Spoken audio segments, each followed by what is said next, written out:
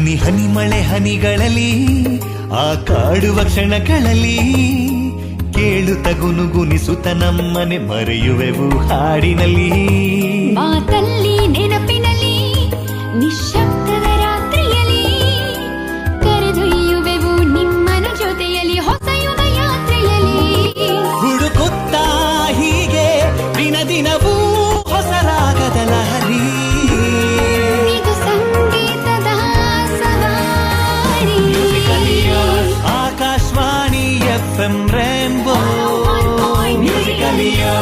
Akashvani FM rainbow.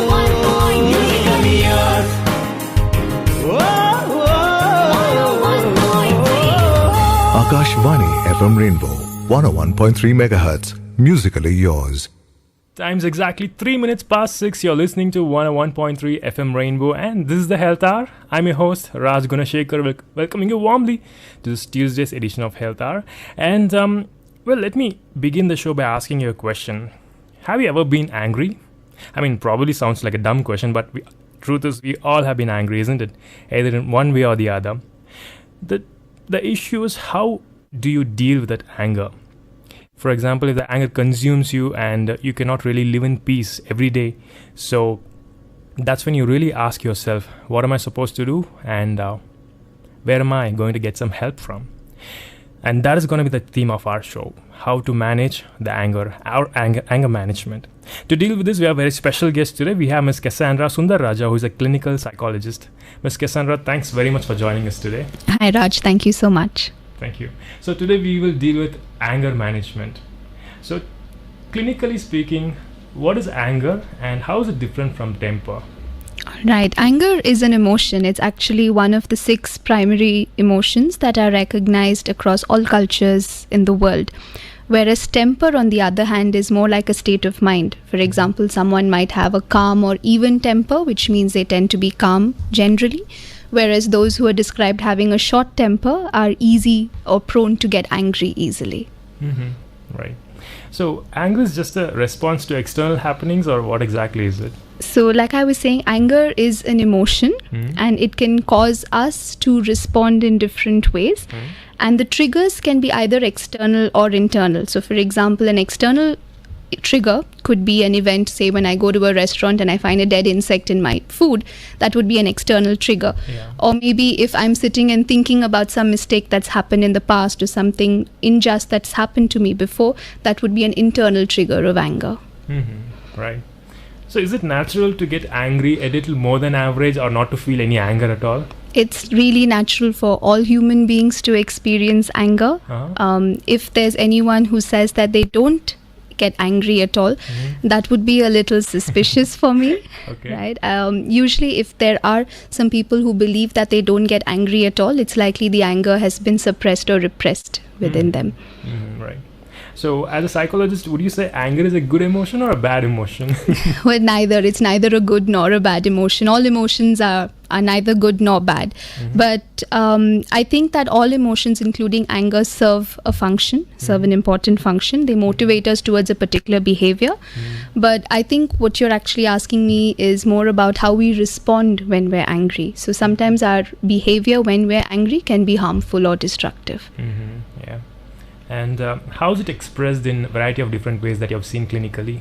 So primarily you can find it expressed either verbally, that is in terms of yelling or shouting, or it can be expressed through behavior or actions like hitting or throwing things.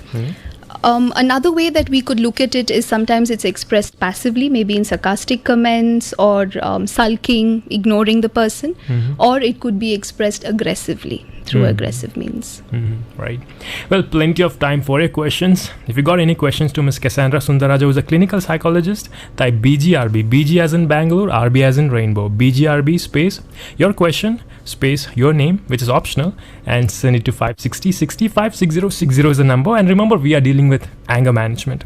And also on the show, we are remembering and celebrating Subhash Ghai's 72nd birthday. He was an Indian film director, producer, and as well as screenwriter. So all of the songs, his beautiful songs, all the way till 7 o'clock today. So don't go anywhere. Keep it locked to 101.3 FM Rainbow, and this is the Health Hour.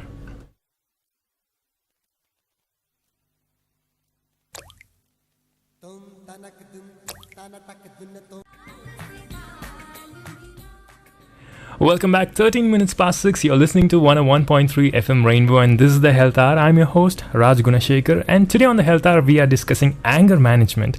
And with us is our special guest, Ms. Cassandra Sundaraja, who is a clinical psychologist. Ms. Cassandra, now speaking about effective ways to get one's way or solve problems through anger. So, what do you have to say about that? I think if I could replace the word anger with aggression, and when we look at it evolutionary speaking, the more aggressive human beings were likely to survive, to overcome competitors and take higher positions in the hierarchy. However, aggression tends to be a destroyer of relationships and social connections upon which modern society is based. Also, in a state of anger, it's really difficult to think clearly and rationally, and therefore may not be the best state of mind to solve problems. Right. So, why are some people more angrier than others? Some amount of it is attributed to one's temperament. That is, biologically, some people tend to be prone to a higher state of nervous system arousal than others. Sometimes there can be early experiences, difficult experiences that people have gone through in life. Sometimes aggressive behavior can also be learnt through observation. Intense recurrent anger has been also linked to states of sadness and anxiety as well. Right. Now, another $1 million question is, which gender seems to be, getting angrier more and more? And do they express it differently? Well, Raj, both men and women experience anger. But if you think about it, while growing up, society tends to permit anger more in boys than in girls. It's sometimes even encouraged in boys. The expression is likely to be different because of the physiological differences. We look at muscle structure. Men are more likely to be capable of inflicting harm or injury. This is not to say that women don't express their anger physically. They do, maybe biting and scratching, but they are less likely to inflict serious harm on the other. Okay. So, are there any benefits of anger for anger? Well, as anger is an emotional response to any transgression or injustice, it does have its benefits. So, for example, if you take the freedom struggle of our own country, it was a movement that stemmed from anger, right? That was channelized towards a cause that was greater than just a single person. So, if anger is used to motivate us towards action, towards bettering ourselves or working towards a larger cause, then yes, it can be beneficial. Sure. Well, 6:16 is the time. When we come back, we'll talk about how anger can actually affect your physical health as well as mental health. So don't go anywhere. Keep it locked to 101.3 Rainbow. And with us is Ms. Cassandra Sundaraja, who is a clinical psychologist, and we're dealing with anger management.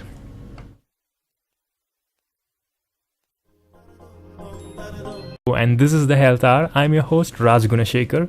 And today on the show, we are dealing with anger management. And with us is our special guest, Ms. Cassandra Sundaraja, who is a clinical psychologist. Ms. Cassandra, now speaking about anger having an impact on one's physical health as well as mental health. So what do you have to say about that? Well, research has shown us that prolonged states of anger result in the weakening of the immune system. It increases the heart rate and blood pressure. In fact, we have a certain kind of personality that we call a type A personality, people who tend to get angry easily. And these people have been found to be at greater risk for cardiovascular illnesses. Also, being in a prolonged state of anger can lead to sadness, depression as well. So mentally too, it can affect us. Right.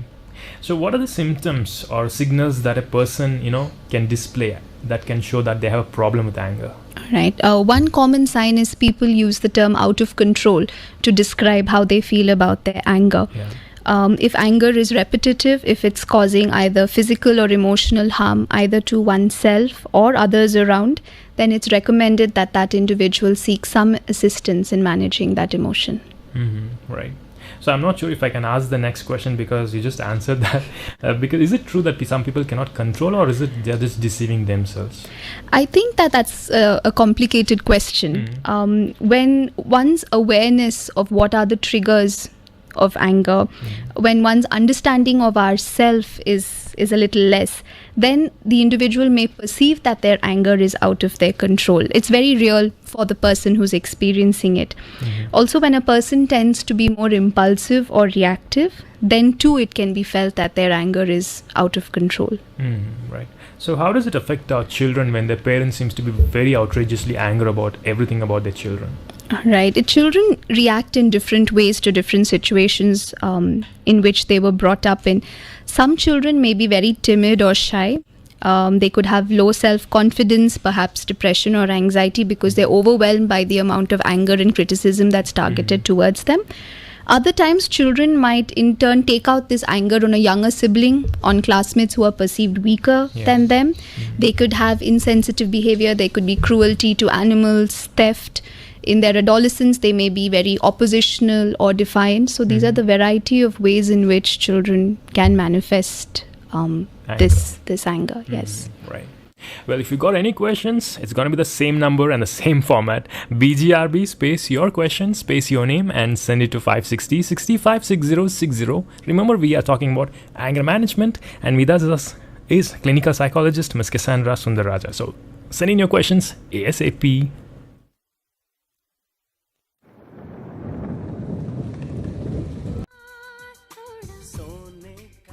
Time goes by really fast. 6:27 is the time. This is Rainbow 101.3 and you're listening to Health Hour. On the show today, we are dealing with anger management, and with us our special guest, Ms. Cassandra Sundaraja, who is a clinical psychologist. Ms. Cassandra, now speaking about the abuse that happens in the world. So can we say that all the abuse is because of the root cause of anger? Well, I think that statement is too general for me to just simply agree to. But I would say that one of the emotions that's involved in violence and aggression is definitely anger. But there are other emotions too that contribute to inflicting harm or abuse on another person. For example, there could be jealousy, there could be feelings of superiority, there could be a lack of empathy or a lack of remorse, and all of these too could contribute to that. So it's not as simple as just anger. Right, it's a combination of various emotions. Okay, so if not anger is not treated on time, what are the consequences?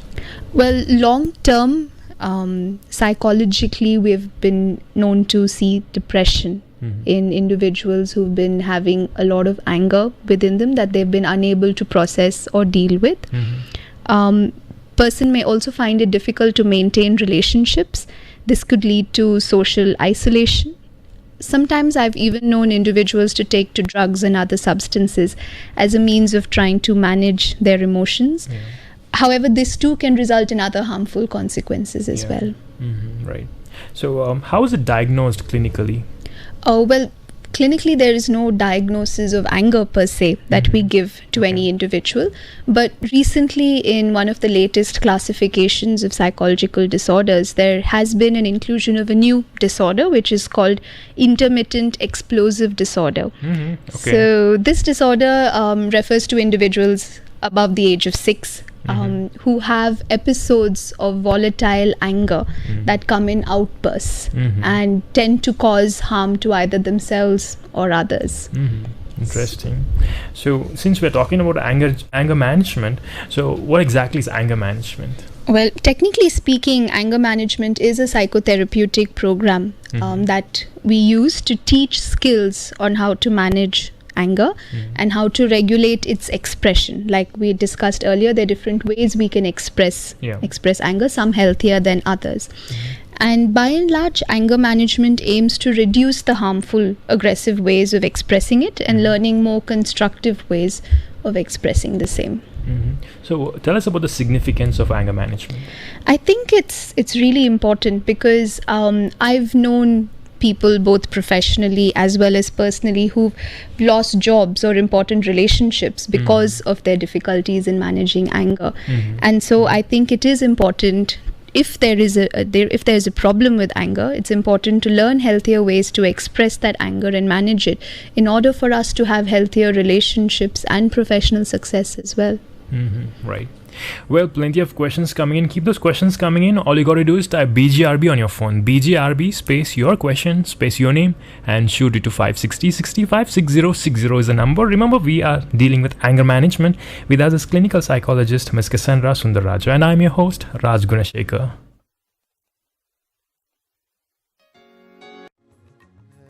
The voice of Jagjit Singh, beautiful, isn't it? 6:35. You're listening to 101.3 FM Rainbow, and this is Health Hour. On the show, we are dealing with anger management, and with us is clinical psychologist Ms. Cassandra Sundaraja.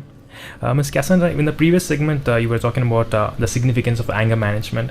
So tell us, what are the anger management techniques? And there's a question coming in from a listener. Satya is asking, can we manage anger by practicing yoga? All right. So I'll answer that question as I talk about the anger management techniques. So starting off, things in general like healthy diet, good exercise, and adequate sleep are very important. Now you may ask me why. If you think back to a time when you were sleep deprived or you were really hungry, you're more likely to be irritable or get angry easily, right? So these are some of the basic things that we would like to take care of first. In a situation, removing yourself from that particular situation, particularly if you find that you're not able to manage your anger, is a good idea. And to be able to revisit that situation later when you're calmer and you have a little more time to reflect about it. Breathing and relaxation strategies are also taught in order to reduce the overall state of arousal that the person is in. So when a person is angry, they're usually breathing very rapidly, their heartbeat is really high, sometimes there's a bit of sweating. So all of these are states of arousal. So relaxation and breathing strategies are taught to reduce it. And in that instance, yoga also could be beneficial in terms of being able to calm the person down or reach a calmer state of mind. Other techniques that we teach when we're talking about anger management could be anticipating situations where you're likely to get angry in and pre-planning certain ways of how you would like to respond to that situation. Or maybe you have a confrontation that you're going to have with a boss or an in-law. It would be a good idea to plan that conversation already in your head in advance, rather than to get into the situation and impulsively say what's there on your mind. Also, writing about feelings is something that's been shown to be helpful in managing and processing anger. And learning how to express anger in healthier ways, learning how to use words and control the tone of voice while talking about what is distressing us. So by and large, these are the techniques. Sure. So in the counseling sessions, how exactly is that anger management dealt with? All right. In a counseling session or in a psychotherapy session, apart from just imparting the skills, what we aim to do is to also find out what is the root of all this anger. Are there early life experiences? Are there any traumatic experiences? Is it a learned behavior? To explore all of this and to be able to help the person gain better self-awareness and understanding, and to heal from any difficult experiences they might have had. Sometimes the cause of anger could be internal. Some people are very angry with themselves, self-anger. So what is it and how to deal with that one? That's a very interesting question, Raj. In fact, if you look at some of the early papers written about depression, it's perceived to be anger turned inwards or anger towards the self, right? And yes, it is known to lead to depression. Sometimes it can also lead to us taking out the anger on other people because we're not able to take it out on ourselves. So again, psychotherapy is very important from this perspective. It helps understand where this self-anger is coming from, where this harshness towards oneself is coming from, and to be able to heal from it. It could also mean altering the way we think about certain situations that have happened to us. It could be changing certain beliefs that we have. It could also involve forgiving ourselves. Absolutely. And there's a question coming in from Dilip, who is asking, I get angry very often and lose my temper, and it's very difficult to control. Please help. And also we have a question about when a person seems, they seem wronged and they feel very angry about it. So how can they handle that emotion as well as the situation? All right. So, in order to answer Dilip's question, if the anger is repetitive and if the usual strategies of trying to relax, do some breathing exercises, remove oneself from the situation, if they're not really working out, then I would suggest meeting with a psychologist or a counselor to try and explore where the anger is coming from.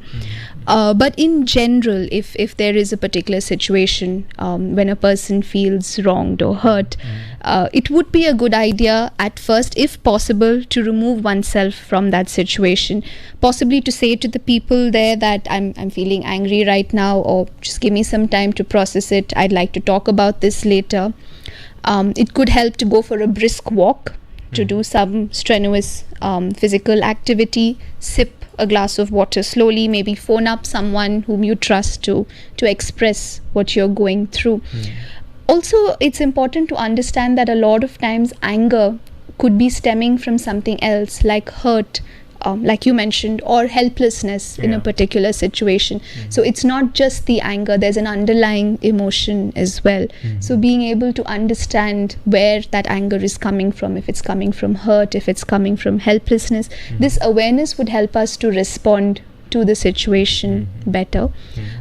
Like I said before, writing about one's feelings today, we have technology at the tip of our fingers. So being able to just jot down our feelings helps us to process it. Sometimes helps us to see the irrationality of it as well. Absolutely. Right? And 6:42 is the time. You're listening to 101.3 FM Rainbow, and today we're dealing with anger management. So if you got any questions, type BGRB space your question, space your name, and send it to 560 656060 is the number. With us is our special guest, Ms. Cassandra Sundaraja, who is a clinical psychologist.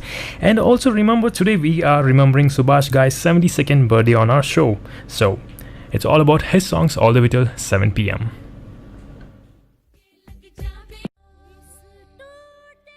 In the voice of Asha Bhosle, evergreen one, with music maestro A.R. Rahman. Welcome back. 6:48 is the time. This is 101.3 FM Rainbow, and on the show we are dealing with anger management. With us is our special guest, Ms. Cassandra Sundaraja, who is a clinical psychologist. There's a very interesting question coming in from a dad, Kirti, and he says if it's an elderly person or an elderly citizen, they're able to deal with anger very easily because they're able to understand. But what if they're kids and they turn really violent? It's very difficult to manage them or impart self-awareness to them. My kids are 9 and 11 years old, so please advise, he's asking. all right, Kirti. Well, the first thing that comes to my mind is to understand whether there is anyone in the family, any adult in the family who gets angry easily or who can be violent in their moments of anger, because very often children tend to imitate and observe. Another thing that I would probably explore for is whether there's any bullying experiences, sibling rivalry, any difficult experiences that the child is going through, and that could be the reason for the anger. Often for children, we use something called a timeout for children, at least till the age of 10 or so, where for a certain amount of time, usually 1 minute for the age of the child is placed in a calm environment and they're asked to relax, and they're removed from the situation where there's a lot of provocation or anger. Also, it's helpful for parents to agree upon certain cues that they could have with their children that indicate relax. So, for example, it could be a verbal cue saying relax or calm down. It could be a physical cue like a gentle holding of the hand or a gentle pat on the head, which just indicates that you need to be able to relax or you need to be able to calm down right now. However, if the situation still doesn't seem to be resolving with this, I would suggest meeting a child psychologist. And seek professional help. Yes. Sure. And now speaking about, certain things in life, finds to be irreversible. We can't change. We can't do anything. We really want to change about it, but we can't do anything about it. So people might be angry about it. So how to deal with that situation? I mean, that's really true, Raj, that there are many situations in life that we have no control over and that we can't change. And the only option left is to be able to accept that we can't do anything about it. But in these cases, anger stems from helplessness of not being able to do something about it. And I think it would be helpful to channelize this into a cause. Say, for example, I lose someone I loved because of reckless driving. and I'm feeling very angry and helpless about it. So maybe I could channelize that into creating some awareness programs on road safety, which would make me feel like I'm doing something about that situation. Right. So what are some of the creative ways or other healthier ways to express anger? Well, apart from writing about it and channelizing, like we've spoken about earlier, using the simple formula of I feel angry. Usually when we're angry, we're throwing a lot of blame and accusation. We're saying you did this and you did that. It's helpful to just take a moment and say I feel angry, or I feel upset, or I feel this is unjust, and be able to express it using the word I is a lot healthier. Right. So how to forgive oneself and forget others' wrongs? You were mentioning about this, to self-forgive oneself. So how is the process? Well, first I want to differentiate between forgiving and forgetting. Forgetting is not something that's easily done, right? Because it's a function of our memory. Right. And our brain is wired in such a way that memories associated with emotions, we don't tend to forget, right? But forgiving is something completely different altogether. And forgiving is something that's a choice that all of us have. Now, a lot of times people have misconceptions. When I use the word forgive, they think that I'm saying I'm giving in or I'm excusing the other person, but this is not true. Forgiveness is about choosing to let go of the negative emotions, and I'm doing it for myself and not for the other person. Right. In the previous question you mentioned about accepting the situation. The next question is how to accept oneself fully the way they are, as well as work on areas of improvement. All right, this is the balance I think all of us should strive for, Raj. So let me give you an example. If you take a baby that's just born, the parents accept the baby unconditionally. They love the baby unconditionally. But they also work towards a child's improvement, like walking and running and all the developmental milestones that they're supposed to reach. And this is the kind of balance that we need to have towards ourselves. We're being able to accept and love ourselves for who we are, but not being complacent, realizing that there are always things that we can work on, and we can do it with an attitude of acceptance rather than of a harsh, critical one. Wonderful. So we have almost come to the very close of the show. So what would be your concluding remarks to our listeners today? Well, to conclude, anger is not a bad emotion, but ways of expressing it can be either healthy or disruptive. Something that has taken interest is this concept of mindfulness, of keeping our mind in the present, being more aware, being more accepting. So a mindful way of life is something that all of us would benefit from. And just to give our listeners a little more information, I've written articles on anger management and forgiveness. They're available as blogs on our website, mindvidya.com. So a lot more information is available there. Sure. Simple and straightforward. Thank you very much for joining us today. It was a pleasure having you, Ms. Cassandra. Thank you, Raj. It was lovely being here. Same here. Thank you. Well, that's all we have on the show for today. 6:53 is the time. So another beautiful number. And remember, we are celebrating Subhash Ghai's 72nd birthday. So all his songs all the way till 7 o'clock. The next song is also from one of his movies. So this is Raj Gunashekar signing off for now. But I'll be right back on Meet Yande right after the news in Kannada. Keep it locked to 101.3 FM Rainbow.